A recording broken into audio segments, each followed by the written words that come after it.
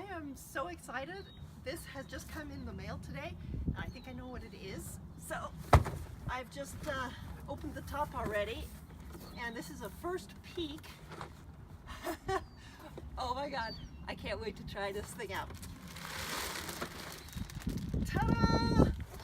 So this is a new planter that I've been dying to try. It's from a company called Crescent Garden, and well, that's good. It comes wrapped in plastic, which is awesome. It's a self-watering planter, and this is one of their larger sizes. And the reason I wanted to try this one is because it has double-walled construction. So, you know, most planters are going to be fairly thin, the wall, if you get a plastic one.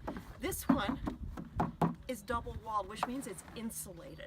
And here, where we get up to 115 degrees in the summer, it's really important to either have a really large planter or have one that has some sort of insulation, so you basically don't cook your plants. So, what's so cool about this one? Well, I'm going to guess that this is where you fill it with water. So that's the thing to fill it.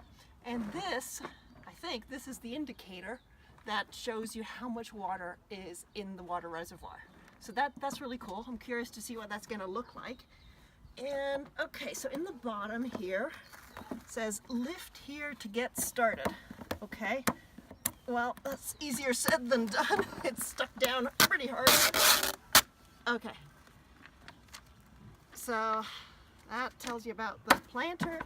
And okay, so I think this is where you're gonna fill your soil all the way down into there, and the water is gonna be in here underneath and feed the roots of the plant.